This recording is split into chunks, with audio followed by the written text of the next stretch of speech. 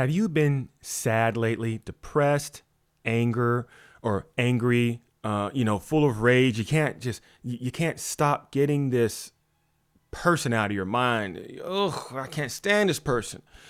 Emotions. Welcome to the YouTube channel, guys. Today we're going to talk about mastering your emotions. Emotions are a thing that plagues so many human beings around the world. Emotion. What is it? How can I get rid of it? And how am I able to master it? Well, remember, in the beginning was the Word, and the Word was with God, and the Word was God. So remember, words are important. So what does the definition of emotion mean? Well, the etymology means a social stirring. It means to stir socially, social agitation. So that tells us a few things. Number one, emotions are a product of human contact. It's the energy outside or that comes after you come in contact with somebody, whether it be online, whether it be, in person, whether it be, over the phone, through the mail. Emotion. Okay. And there's so many types of emotion. And if you don't know how many emotions there are, there's things called the emotion wheel. They're not all the same, so I don't really go by that, but it gives you a good foundation of what to look for. Okay. And there's a difference between emotion and intuition. So when you are, remember, intuition, it means spiritual perception. So intuition is when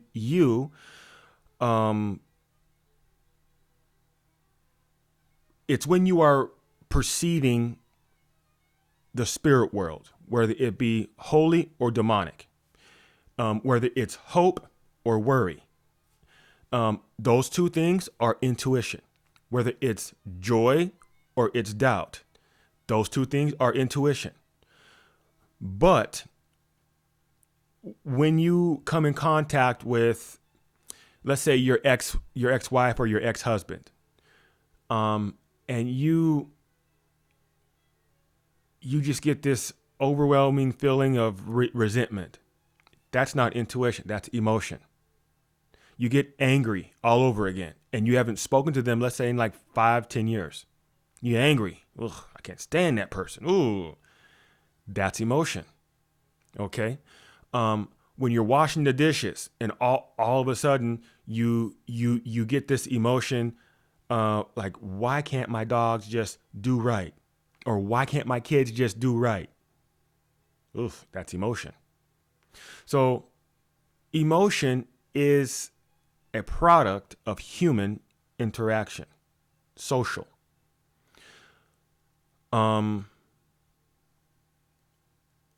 There was a question from one of my students: can dogs and cats have emotion? They cannot. Emotion is purely human. What you see from your dogs, your cats, monkeys, orangutans, whatever, that's instinct. Okay, that's instinct. That's impulse. They don't have control over that. When they're happy, they can only express happiness. When they're angry, they can only express anger. That's instinct. Now, humans have instinct, impulse, but we have more than that too. When we are happy, we can decide to not communicate happiness. When we are, sad, we can decide to not communicate sadness with our bodies, with our brains, or with our, language. So it's interesting it's interesting that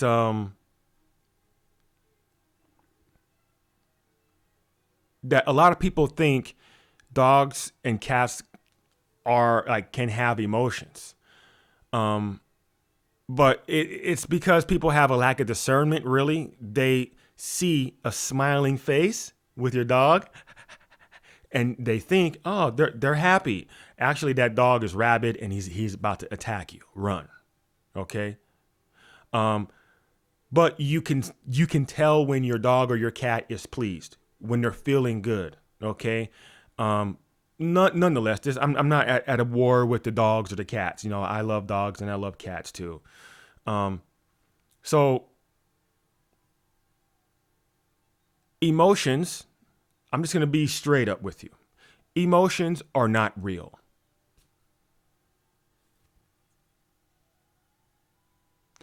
Emotions are not real. Emotions are not real.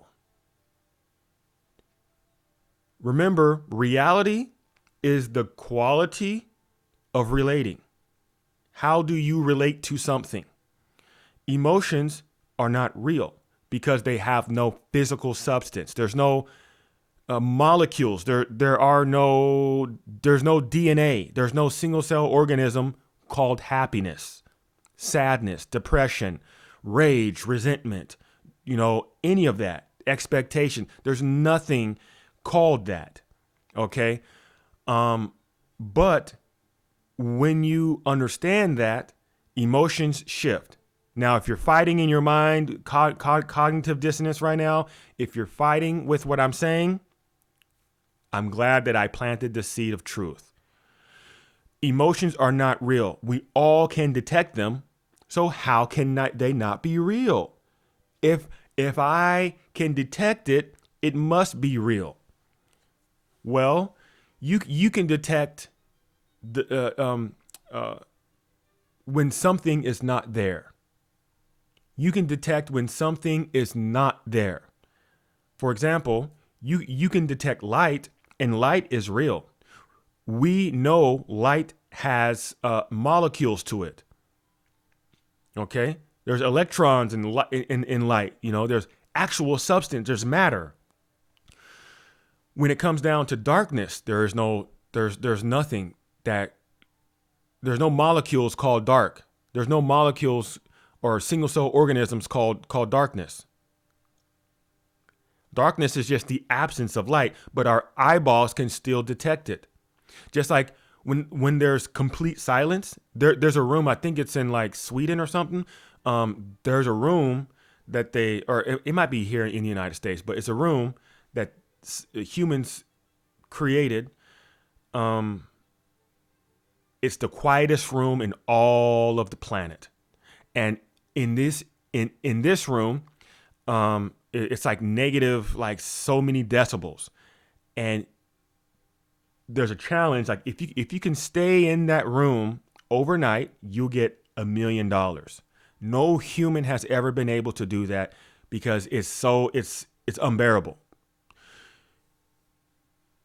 Your ears can detect when there's no sound, but having no sound, there's no substance to that. But when like the sound waves, decibels, we can detect that. Is this making sense? Like you can detect when there's sound. When there's no taste, you can detect that, but it doesn't mean that no taste is real. Okay? Emotions are like darkness. Emotions are like void of sound. There's nothing there. It's not anything. It's not nothing. It's absence. It's like okay. It's before what now was.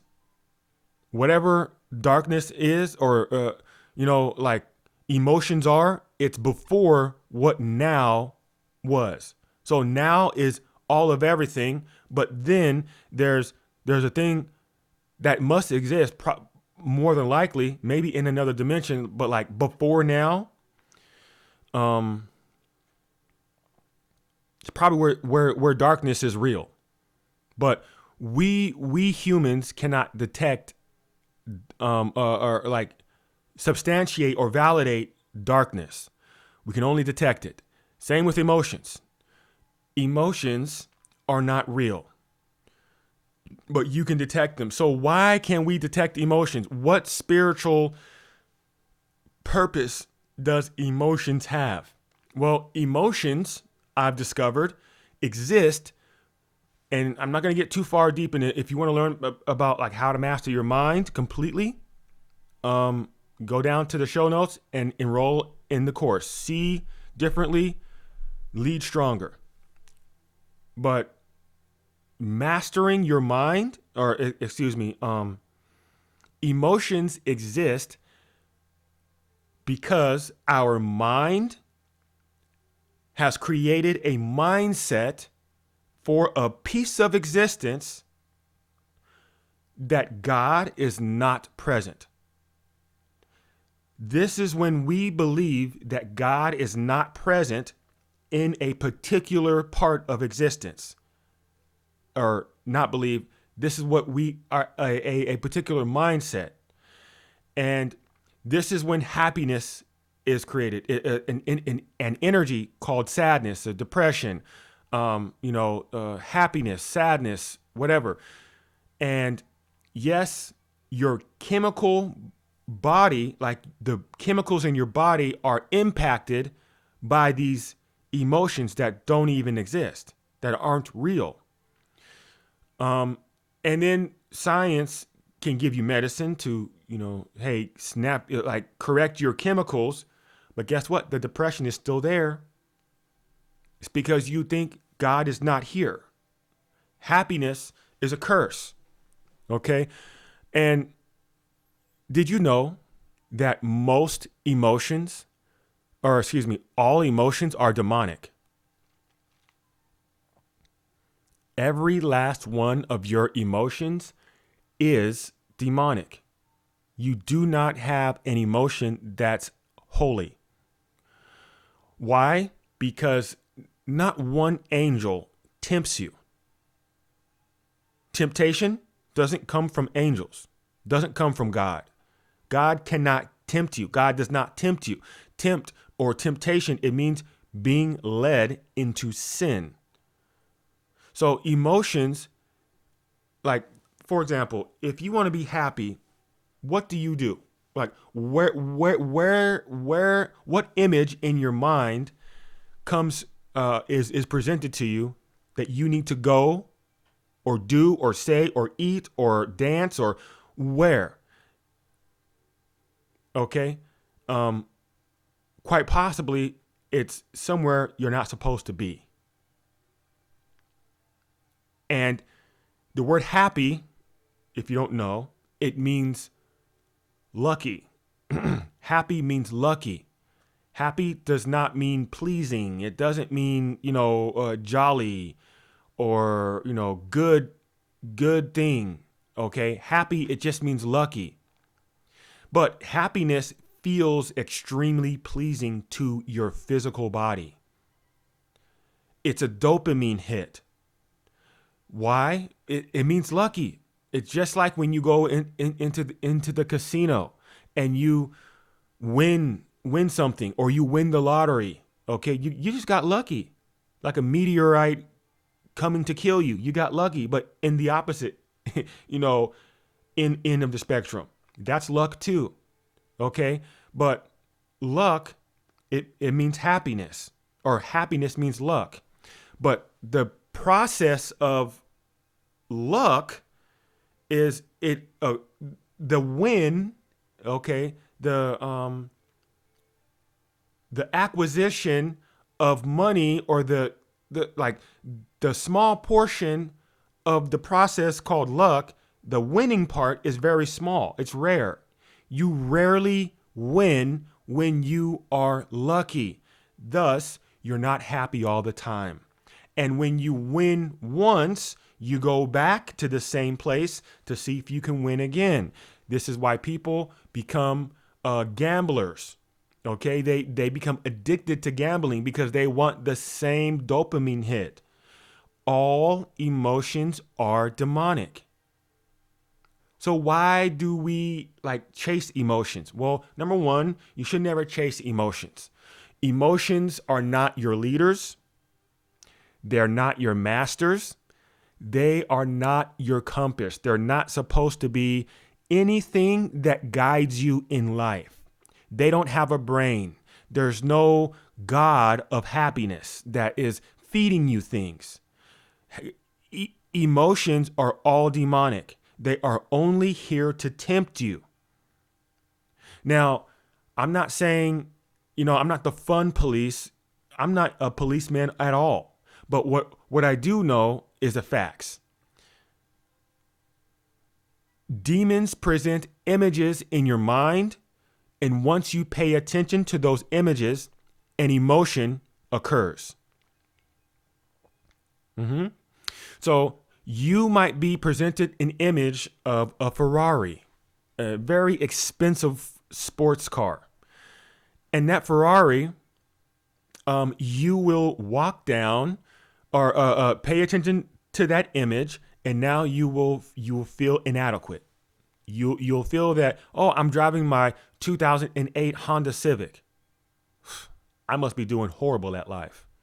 Wow, I'm not good enough. Wow, my family's gonna hate me. Wow, my kids think my kids are gonna think that it's normal to be poor. Maybe I should work harder or go steal some money. Ambition. So see, it leads into other images. Okay. Especially if you don't master your imagination. So this is why I strongly recommend you go down and enroll in the course. Now, demons use images to entice you with emotions. The emotions themselves are the things that give you the urge, that push, that, I just want to go down here. I want to go back to the bar. But did you know with emotions, when you are searching for happiness, you have to go back to where you first found it. This is why people get nostalgia. Nostalgia is homesick. It means homesick. Nostalgia. Okay, when you want to be happy, you immediately go to where you first found it. Maybe you were in elementary school, running at recess. Maybe it was in high school. Maybe it was when you didn't have bills to pay. Maybe it was when you had the Power Ranger bed set, okay, and you were playing kickball in the backyard with your brothers and sisters, okay. That might be where you found happiness. So you want to play sports as an older adult. You want to be in the NFL because that's where you found happiness as a young child. You think you'll find it again there. Happiness leads you into places you're not supposed to be. Now, everybody, you need to take this and align it with your purpose.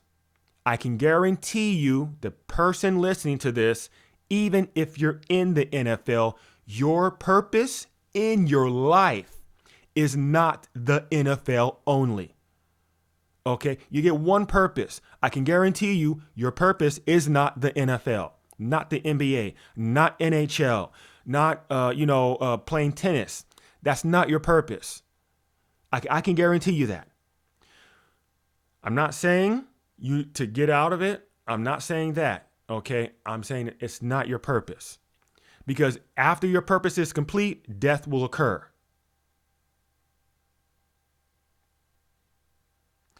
After your purpose is complete, death will occur. How many people do you or have you heard of that retired from the NBA, NFL, NHL, any professional sport, all the way up to the Olympics? After they retired, they didn't die. Michael Phelps is not swimming in the Olympics anymore. He's still alive. Usain Bolt is not running in the Olympics anymore. He's still alive. Okay? Michael Jordan is not playing basketball anymore. He's still alive. Okay. Um, so emotions get you to go back to the place where you found it in the first place. And not only that, it will encourage you to go to places in the moment so that it can stay alive and in your attention. So, for example, if you know that same example with the kickball, you found happiness first when you were playing kickball, and now you want to become a professional soccer player. But it's not soccer season. There's no practice right now. What do you do to get that same happiness? Well, you can go watch soccer with your friends at the bar. You found happiness there once, and now you can reminisce and critique other people, and now you're becoming an alcoholic. This is exactly how demons work. They're very clever. They're extremely intelligent. Emotions, people think that just because, and this is like especially for men. Women talk about men this way. It's irritating because I'm a man and I know what the truth is. You're not emotionally intelligent if you can't cry. Oh, I like a man that's emotional. Listen, all humans have emotions.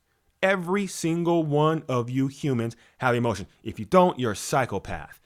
A diagnosed psychopath or schizophrenic, or I think it's psychopath, right? You don't feel emotions.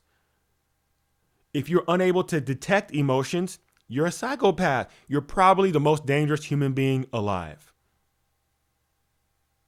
You have no sense of reasoning. Okay? So, emotional intelligence is not when you have the ability to cry. Every human being can cry.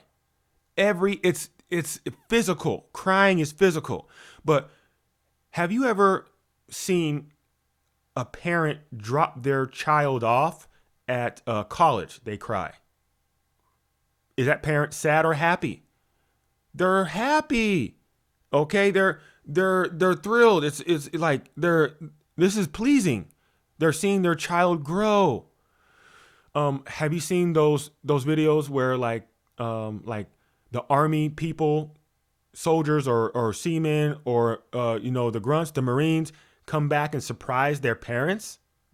They come back from service and they surprise their parents. I did that once with my adoptive mom. She cried. I've never seen her cry, right? She cried. I didn't think she even liked me like that. She cried, that taught me a lesson. Emotional intelligence has nothing to do with your ability to cry. Emotional intelligence is if you allow emotions to lead you or not. Well, I feel like I want to do this. Feelings, how dare you? You're destroying, you're being a poor steward. You're being a poor steward of what God gave you. God did not tell you to let feelings and or emotions run your life. Okay? Emotional intelligence is emotional management. Okay? Are you able to detect emotions? Then allow your mind and your brain to work together outside of emotions to make a sound decision. Most people, and I mean most, 95% of human beings are emotionally unintelligent, not intelligent. You lack emotional management skills. And I'm not talking about breathing. I'm talking about mind. The mind. So I need to backtrack for a second. There's emotions and then there's feelings. A lot of people get these two things confused. Emotion, it just means social agitation. It's the energy after you come in contact with a human being somehow. Feeling is what you detect.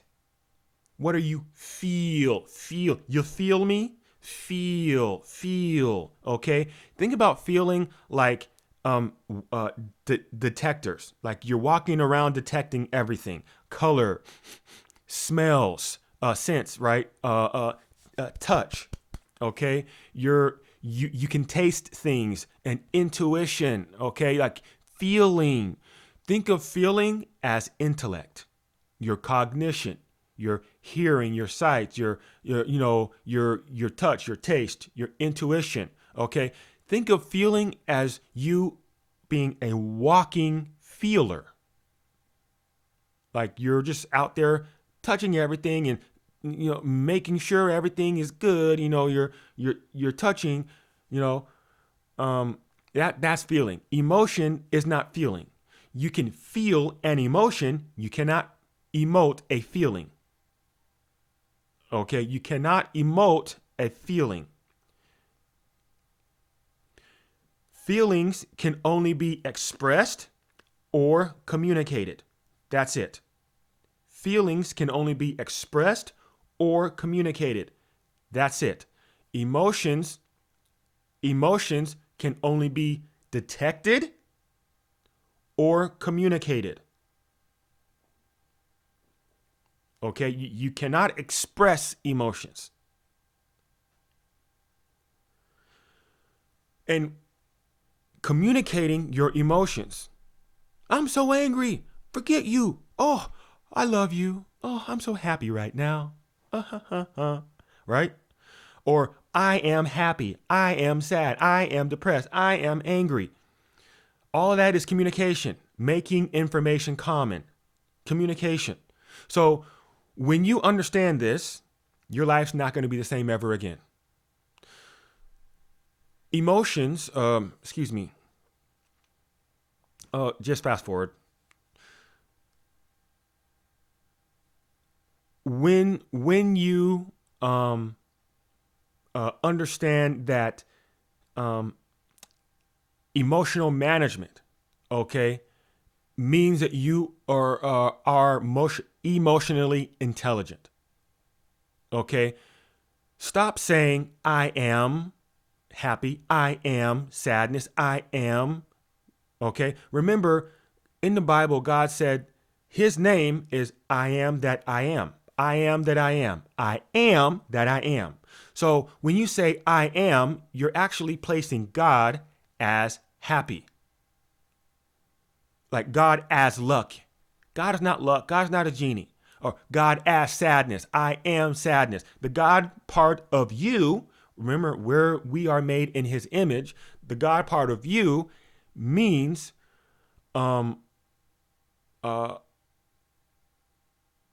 means that you are